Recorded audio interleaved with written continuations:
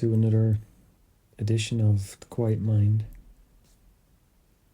We've been inspired by the section Setting the Goal lately, and we've been practicing it a lot when we're in town and when we're doing different things. We set the goal, set the intention. We've had some interviews and appointments, and we've set the goal beforehand, and it's gone very well. Yeah, we haven't been letting the situation determine the outcome. We've been setting the goal for peace, usually, which determines the outcome. Yeah. Not the situation itself. Yeah. It makes me think of the day that you had the interview with the job seekers. Oh, okay. Yeah. And then you came out and you weren't feeling good the first time. You remember the first interview? Right. And then the last interview we just had, we really spoke about, before Matthew went in, we really spoke about what to use it for and to bring the goal of peace and connection. And then afterwards I met him and he was so happy. And I'm sure it wasn't that different to the first interview. But you were so happy. Completely different. Yeah. Yeah, you said I was beaming. Yeah. Yeah, because I just focused on the connection. Yeah. Instead, I was there to connect. Not to get caught up in the form and the questions and all the different things. Yeah. Because we were just talking about how if it is all written and scripted, then it's going to go the way it's going to go anyway. Yeah.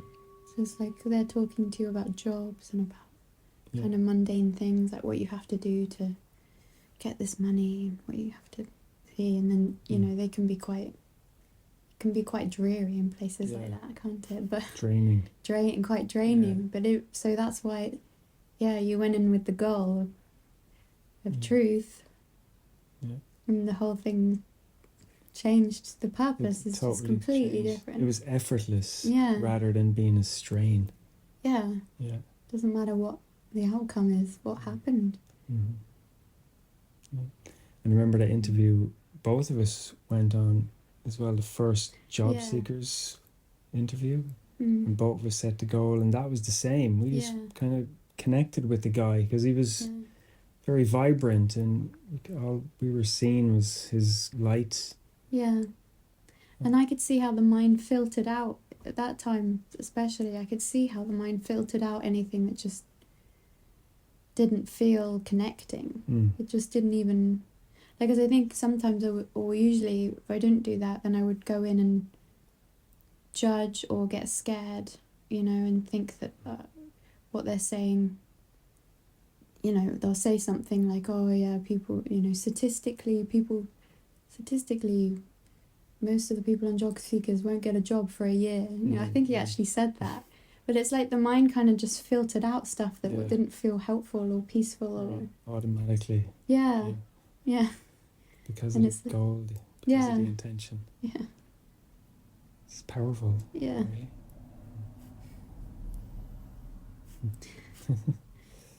Yeah. So we have this section setting the goal open here. Do you want to read it? Okay.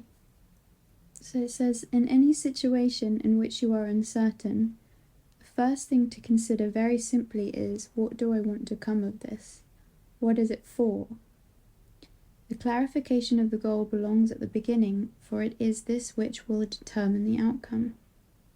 The ego's procedure is reversed. The situation becomes the determiner of the outcome, which can be anything, right? The reason for this disorganized approach is evident. The ego does not know what it wants to come of the situation. It is aware of what it does not want, but only that. It has no positive goal at all. It's aware of what it does not want. Yeah. And it's aware of what it does not like, in situations. Yeah. And we'll see that and react to it and end up judging and not being very happy and then thinking about it after. Yeah. So it's a whole disorganized process Yeah. under the ego's guidance. It makes me think of the mornings, like waking up in the morning and thinking, like, I don't actually know what anything is for or what I want of this day or any situation in this day. Because if I do, then I'm looking at it with the ego, which actually has no positive goal for anything that's going to happen today. So I may as well just give up and... Don't get out of bed. No, I didn't mean that way. I meant like give up relying on the ego to tell me anything. Like, right. Yeah, because we're in this situation where we have to just choose what is it for, like the purpose. It's the only thing that makes sense because we don't have any control over our direction. So it's just always coming back to the purpose of everything. And the rules for decision as well is similar to setting the goal. You think about the day you want and giving all the decisions over to spirit, setting that intention for the day, and that will make you happy if you do that, if you let spirit decide everything. That's how you have a happy day. It's by taking that role of I don't know what's best. You do need reminding of it throughout the day, definitely. Because you kind of take it back. You take the role back at times. And when the fear comes in. Yeah. So it's helpful with two, because we can remind each other. And we are quite good at that. Yeah. We say, should we stop and pray first? Yeah. Even over coffee, getting coffee, or what we're going to buy in Tesco's. Yeah. And we're lucky in a way that we're in the situation we're in, because that is really prompting us to use sections like rules for decision and setting the goal, because we're really in a place of we really don't know what is going to happen. Yeah. And it just invites a lot of trust, to go inward, to hand everything over and to trust there is a plan, behind all the appearances of form. There is a plan. It's not just all random and hopeless and going nowhere. Because we both have a prayer for healing. That's a shared prayer, and that's all we want. And we're using this situation to go deeper and get closer, even to each other and to spirit. And I know we're being led to where we want to go, not the opposite. Yeah. Which we had a bit of a worry at the beginning, didn't we? Coming out of community, because our relationship started in community, and then it's like, well, how's it going to look outside of community? Yeah.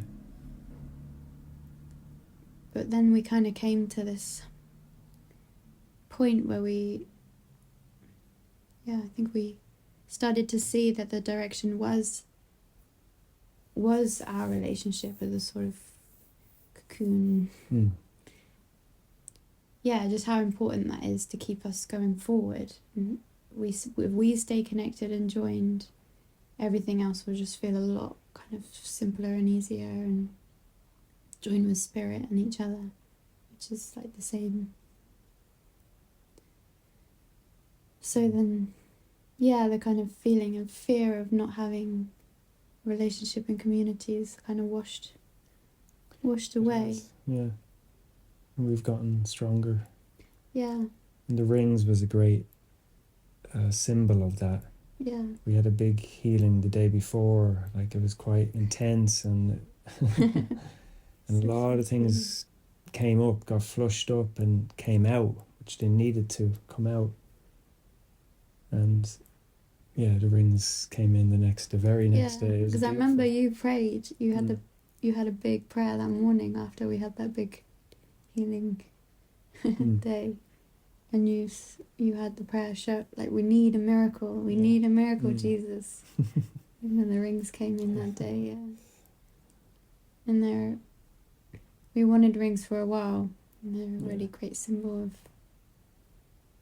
like a recommitment to each other and to the path, and yeah. And green as well is the symbol of healing. The color green, and both of us ended up having green in the Yeah. rings. Yeah. Silver rings with little emeralds of green. Yeah. They're both the same Yeah. same green.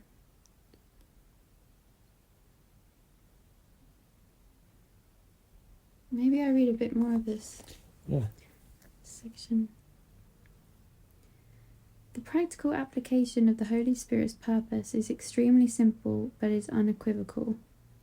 In fact, in order to be simple, it must be unequivocal. The simple is merely what is easily understood, and for this it is apparent that it must be clear. The setting of the Holy Spirit's goal is general. Now he will work with you to make it specific, for application is specific.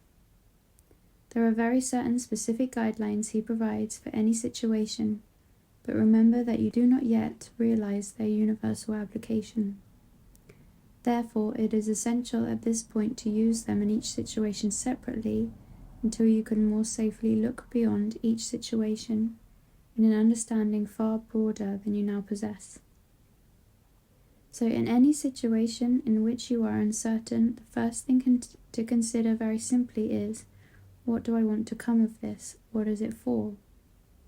The clarification of the goal belongs at the beginning, for it is this which will determine the outcome. In the ego's procedure, this is reversed. The situation becomes the determiner of the outcome, which can be anything. The reason for this disorganized approach is evident. The ego does not know what it wants to come of the situation. It is aware of what it does not want, but only that it has no positive goal at all.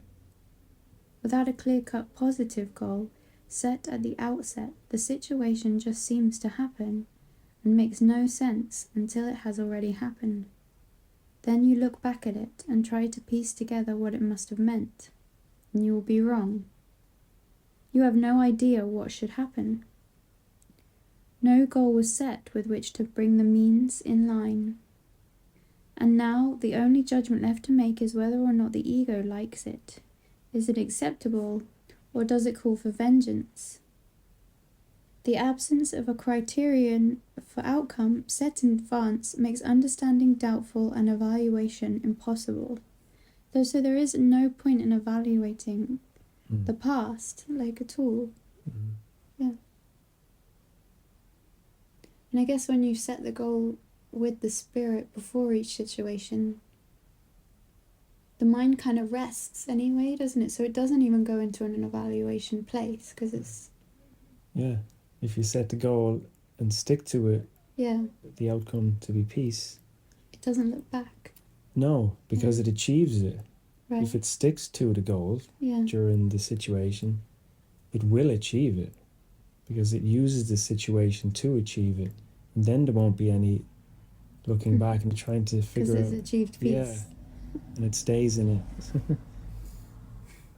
Wow. It's quite easy, actually. This is the funny thing, and it's like... Yeah, but I find I know when I've done it and I know when I haven't. And I find that when I haven't, I don't fully understand why I lose. Like sometimes I'll set the goal, but then I'll lose it. No.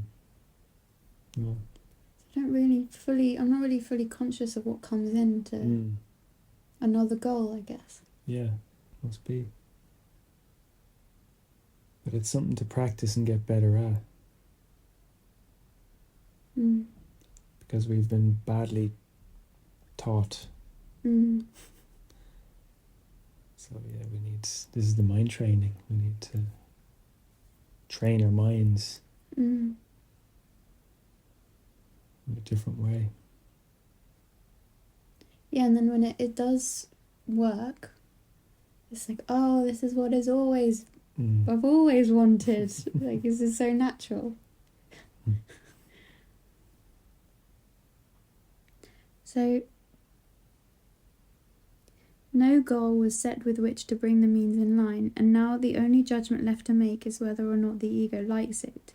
Is it acceptable, or does it call for vengeance? The absence of a criterion for outcome set in advance makes understanding doubtful and evaluation impossible. The value of deciding in advance what you want to happen is simply that you will perceive the situation as a means to make it happen. You will therefore make every effort to overlook what interferes with the accomplishment of your objective and concentrate on everything that helps you meet it.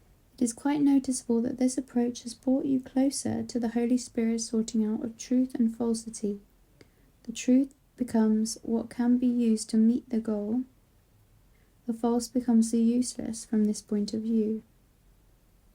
The situation now has meaning, but only because the goal has made it meaningful. The goal of truth has further practical advantages. If the situation is used for truth and sanity, its outcome must be peace. And this is quite apart from what the outcome is. If peace is the condition of truth and sanity, and cannot be without them, where peace is, they must be. Truth comes of itself. If you experience peace, it is because the truth has come to you, and you will see the outcome truly, for deception cannot prevail against you. You will recognize the outcome because you are at peace. Here again you see the opposite of the ego's way of looking. The ego believes the situation brings the experience. The Holy Spirit knows that the situation is as the goal determines it, and is experienced according to the goal. I don't think I feel to read any more now. Okay. Yeah. It's quite clear, isn't it? Yeah.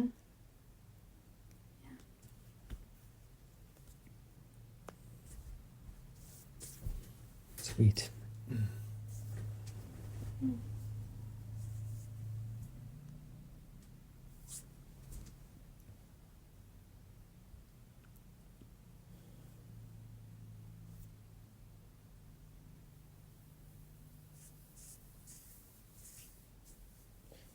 I'm tempted to talk about like where we are now, just kind of to follow on from the last episode.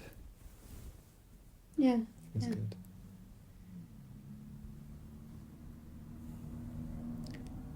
So, in the last episode, we were in a tent on the side of the cliffs along the beach. Now we are in a hotel room. So the scene has changed, but that's all really. Nothing else has changed. It's still the present moment. The present moment doesn't change. The mind is the mind.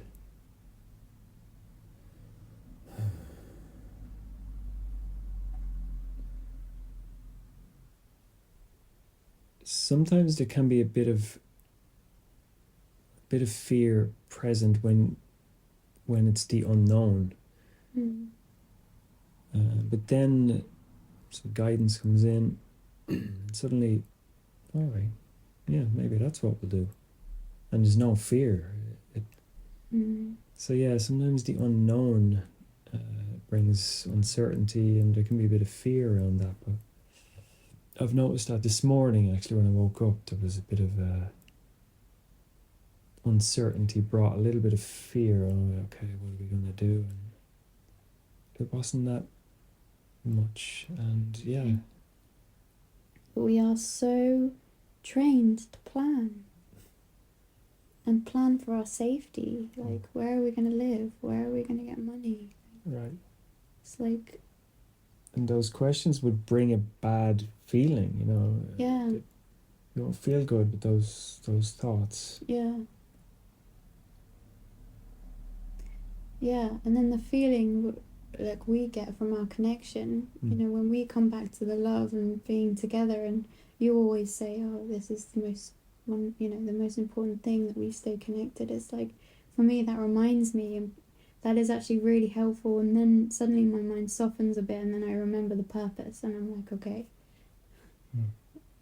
let's set the goal. So the fear, we watched the Adjustment Bureau the other day, and the scene from right at the end when they get to through the last door and they kiss, and then all of the men that have been chasing them, and you were saying, the fear thoughts, and they're surrounding them and they're closing in on them, and they have no other direction to go in. The only direction they have is towards each other. And they say, "I love you, I love you," and they kiss, and then all of the fear. It's powerful. And it feels like that for us, like every time. It's like fear. What are we going to do? Where are we going to get money? Where are we going to live? Food. And then, okay, breathe. Let's come back to a connection again. And then the fear goes away. But it's just this constant.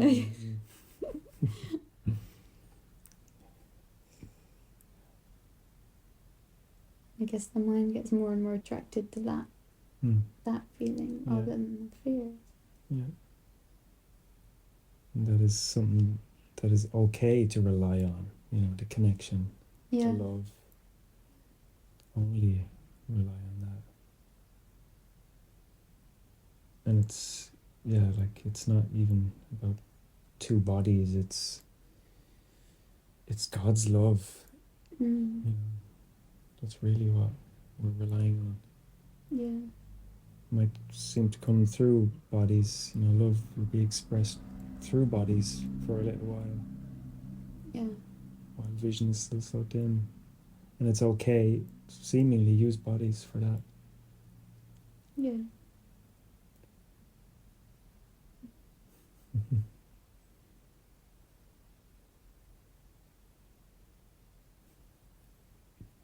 Okay.